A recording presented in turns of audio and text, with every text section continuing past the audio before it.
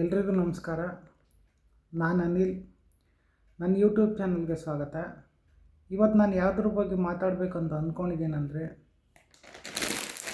ಈ P U C ಮಕ್ಕಳಿಗೆ ಯಾವ ರೀತಿ ಈ ಎಕ್ಸಾಮ್ಗಳು ಬಂದಾಗ ಯಾವ ರೀತಿ ಸ್ಟಡಿ ಮಾಡಬೇಕು, ಮತ್ತು ಆಮೇಲೆ ವರ್ಷ ಫುಲ್ಲು ಯಾವ ರೀತಿ ಸ್ಟಡಿ ಮಾಡಿದ್ರೆ ಒಳ್ಳೆಯದು, ಮತ್ತು ಆಮೇಲೆ ಯಾವ ರೀತಿ ಸ್ಟಡಿ ಮಾಡಿದ್ರೆ ಈಸಿ ಆಗುತ್ತೆ, ಮತ್ತು ಆಮೇಲೆ ಎಕ್ಸಾಮ್ ಟೈಮಲ್ಲಿ ಯಾವ ಬುಕ್ಸ್ ಓದಬೇಕು, ಆಮೇಲೆ ಮುಂಚೆಯಿಂದ ಯಾವ ರೀತಿ ನೋಟ್ಸ್ ಪ್ರಿಪೇರ್ ಮಾಡ್ಕೊಂಬರ್ಬೇಕು ಅನ್ನೋದ್ರ ಬಗ್ಗೆ ಈ ವಿಡಿಯೋದಲ್ಲಿ ನಾನು ಮಾತಾಡ್ತೀನಿ.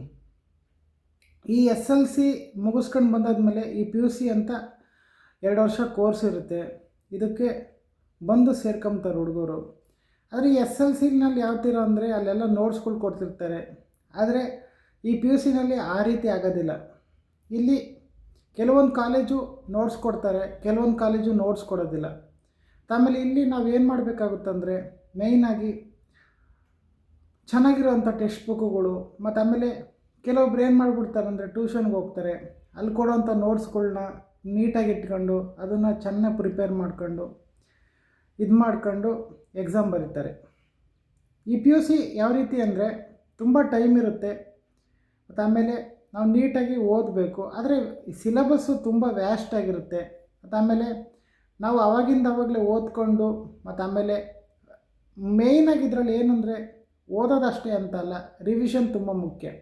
ಇವಾಗ ನಾವು ಒಂದು ಲೆಸನ್ನು 2 ಲೆಸನ್ನು ಕಲ್ತಿರ್ತೀವಿ ಅಂತ ಅಂದ್ಕೊಂಡ್ರೆ ಅದನ್ನು ನಾವು ಮತ್ತೆ ರಿವಿಷನ್ ಮಾಡಬೇಕು.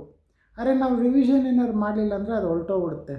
ಹಂಗಾಗಿ ನಾವು ಮೇಯ್ನಾಗಿ ರಿವಿಷನ್ ಮಾಡ್ಕೊಂಡು ಹೋಗಬೇಕು. ಮತ್ತು ಆಮೇಲೆ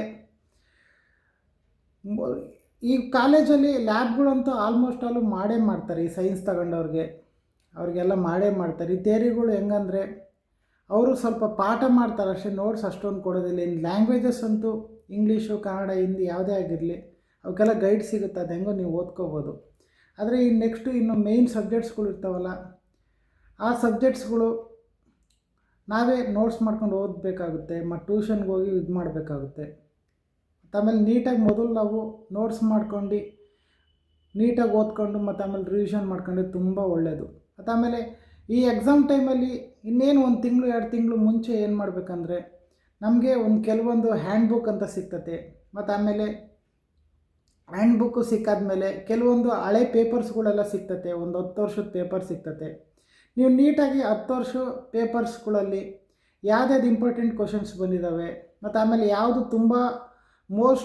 ತುಂಬ ಕೇಳಿದ್ದಾರೆ ಆ ಕ್ವಶನ್ನ, ಮತ್ತು ಆಮೇಲೆ ಹೈಯೆಸ್ಟ್ ಯಾವ ಮಾರ್ಕ್ ಇರ್ತದಲ್ಲ ಅಂಥದ್ದು ಯಾವ್ದು ತುಂಬ ಕ್ವಶನ್ಸ್ ಬಂದಿದ್ದಾವೆ ಅಂಥದ್ದನ್ನೆಲ್ಲ ಓದ್ಕೊಂಡ್ರೆ ತುಂಬ ಅನುಕೂಲ ಆಗ್ತದೆ. ಆಮೇಲೆ ಸ್ಕೋರ್ ಮಾಡೋದಕ್ಕೂ ಯೂಸಿ ಆಗ್ತದೆ. ಈ ಹ್ಯಾಂಡ್ ಬುಕ್ ಅಂತದಲ್ಲ, ಅದರಿಂದನೇ ಆಲ್ಮೋಸ್ಟ್ ಅಲ್ಲಿ ಕೆಲವೊಂದು ಸಾರಿ ಎಕ್ಸಾಮ್ಗಳು ಕೊಟ್ಟಿರೋ ಚಾನ್ಸಸ್ ಕೂಡ ತುಂಬ ಇರ್ತದೆ. ಹಂಗಾಗಿ ಈ ಹ್ಯಾಂಡ್ ಬುಕ್ಗಳನ್ನ ಓದಿದ್ರೆ ಒಳ್ಳೆಯದು. ಮತ್ತು ಮೇಯ್ನಾಗಿ ಪಿ ಯು ಸಿನಲ್ಲಿ ಯಾವ ರೀತಿ ಅಂದರೆ ತುಂಬ ಟೈಮ್ ಇರುತ್ತೆ, ಮತ್ತು ಆಮೇಲೆ ನೆಗ್ಲಿಜೆನ್ಸಿ ಮಾಡಬಾರ್ದು.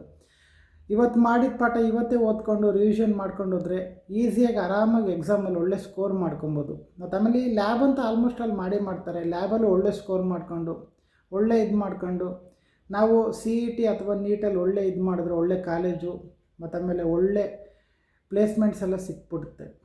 ಹಂಗಾಗಿ ನನಗೆ ಗೊತ್ತಿರೋ ಮಟ್ಟಿಗೆ ನನಗೆ ಏನು ಗೊತ್ತಿದೆ ಅದನ್ನು ಹೇಳಿದ್ದೀನಿ. ಮತ್ತು ಇದು ಪಿ ಯು ಸಿನ ಬರೋ ಮಕ್ಕಳಿಗೆ, ಮುಂದೆ ಬರೋ ಮಕ್ಕಳಿಗೆ, ಮತ್ತು ಇವಾಗಿರೋ ಮಕ್ಕಳಿಗೆ ವಿಷಯ ಯೂಸ್ ಆಗುತ್ತಂತ ಅಂದ್ಕೊಂಡಿದ್ದೀನಿ. ಹಂಗಾಗಿ ಇದ್ರ ಬಗ್ಗೆ ನಾನು ಮಾತಾಡಿದ್ದೀನಿ. ನನ್ನ ನೆಕ್ಸ್ಟ್ ವೀಡಿಯೋದಲ್ಲಿ ಬೇರೆ ವಿಷಯನ ತಗೊಂಡು ಅದ್ರ ಬಗ್ಗೆ ನಾನು ಸ್ವಲ್ಪ ಡೀಟೇಲಾಗಿ, ಮತ್ತು ಆಮೇಲೆ ನನಗೆ ಗೊತ್ತಿರೋಂಥ ಲ್ಯಾಂಗ್ವೇಜಲ್ಲಿ ನೀಟಾಗಿ ಹೇಳೋಕ್ಕೆ ಪ್ರಯತ್ನ ಮಾಡ್ತೀನಿ. ಮತ್ತು ಆಮೇಲೆ ಈ ವಿಡಿಯೋ ನಿಲ್ಲಿಸ್ತಾ ಇದ್ದೀನಿ. Thank you so much.